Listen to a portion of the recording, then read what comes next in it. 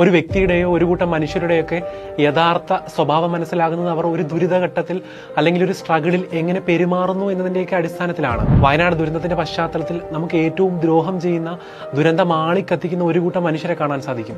അതിൽ സംഘപരിവാർ നേതാക്കളും അവരുടെ അണികളും ഉൾപ്പെടെയുണ്ട്. ആഭ്യന്തരമന്ത്രി അമിത്ഷാ സംസ്ഥാനത്തെ കുറ്റപ്പെടുത്തുന്നത് മുതൽ അവരുടെ അണികൾ ദുരിതാശ്വാസ നിധിയിൽ പണം നൽകരുത് എന്ന് പറഞ്ഞ് ദുരന്തത്തെ ആഘോഷിക്കുന്നത് വരെ ഉൾപ്പെടുന്നുണ്ട്. ദുരിതാശ്വാസ നിധിക്കെതിരായ പ്രചരണത്തിൽ സംസ്ഥാനത്തിനുള്ളിൽ തന്നെ കേരള പോലീസിന് 14 എഫ്ഐആറുകളാണ് ചുമത്തേണ്ടി വന്നത്. 2018 നമുക്ക് നേരിട്ട മഹാപ്രളയത്തിൽ UAE ദുരിതാശ്വാസത്തിന് വാഗ്ദാനം നൽകിയ 700 കോടിയുടെ സഹായം നമുക്ക് ലഭിക്കാത്തതിന് പ്രധാന കാരണം ഇതേ BJP സർക്കാരാണ്. ദുരന്തവേളയിൽ 100 കണക്കിന് മനുഷ്യർ മരിക്കുകയും 10 ലക്ഷത്തിലധികം മനുഷ്യർക്ക് ആദ്യഘട്ടത്തിൽ വീടും നാടും വിട്ടു പോകേണ്ട സാഹചര്യമൊക്കെ ഉണ്ടായപ്പോൾ കേരളം പണത്തിന് നട്ടം തിരിയുന്ന അവസ്ഥയുണ്ടായി. ഈ കാലത്ത് കേരളത്തിന്റെ ആവശ്യം തള്ളി ഇതേ കേന്ദ്ര സർക്കാർ 500 കോടി രൂപ മാത്രമാണെന്ന് നമുക്ക് നൽകിയത്. ഇന്ന് നമ്മൾ ചരിത്രത്തിൽ നേരിട്ടിട്ടില്ലാത്ത ദുരന്തത്തിന്റെ നടുവിൽ സാധിക്കുന്നതൊക്കെ ചെയ്തുകൊണ്ടിരിക്കുമ്പോൾ, പണമായും പിന്തുണയായും സഹായം ചോദിക്കുമ്പോൾ വലതുപക്ഷ പ്രൊഫൈലുകളും അണികളും സംഘടിതമായി കേരളത്തെ താറടിക്കുന്ന തിരക്കിലാണ്. BJPക്ക് വോട്ട് ചെയ്യാത്ത കേരളം കേന്ദ്ര സഹായം ചോദിക്കരുത് എന്നാണ്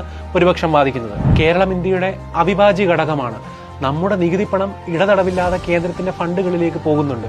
യൂണിയൻ സർക്കാർ കേരളത്തെ ഉൾക്കൊള്ളുന്നതാണ്. പ്രധാനമന്ത്രി BJPയുടെ അനിഷേധ്യനായ നേതാവ് മാത്രമല്ല, ദേശീയ ദുരന്ത നിവാരണ അതോറിറ്റിയുടെ തലവൻ കൂടിയാണ്. ഇവിടുത്തെ ദുരന്ത നിവാരണം, പുനരധിവാസം ഇന്ത്യയുടെ ദുരന്തവും ദുരന്ത നിവാരണവും പുനരധിവാസവും കൂടിയാണ്. ഇതൊക്കെ ബാലപാഠം പോലെ ഇവരെ കേരളത്തിന് പഠിപ്പിക്കേണ്ട ബാധ്യതയൊന്നുമില്ല. കേരളത്തിന്റെ സാക്ഷരത, കേരളത്തിന്റെ മികവാർന്ന സൂചികകൾ, കേരളം ഐക്യത്തോടെ ദുരന്തത്തെ നേരിടുന്നതും പരസ്പരം സഹായിക്കുന്നതും എന്നുവേണ്ട കേരളത്തെ സർവ്വ പേരിലും ഈ കൂട്ടം അപകീർത്തിപ്പെടുത്തിക്കൊണ്ടേയിരിക്കുകയാണ്. അതിനിടയ്ക്കാണ് കേരളത്തിന് മുൻകൂർ മുന്നറിയിപ്പ് നൽകി എന്ന പ്രസ്താവനയുമായി ആഭ്യന്തരമന്ത്രി അമിത്ഷാ രംഗത്ത് വരുന്നത്. കേരളം ഇതിനെതിരെ വസ്തുതാപരമായി പ്രതികരിച്ചിട്ടുണ്ട്. പാർലമെന്റിനെ തെറ്റിദ്ധരിപ്പിച്ചതിന് അമിത്ഷായ്ക്കെതിരെ പ്രിവിലേജ് നോട്ടീസും രാജ്യസഭയിൽ മൂവ് ചെയ്യുകയുണ്ടായി.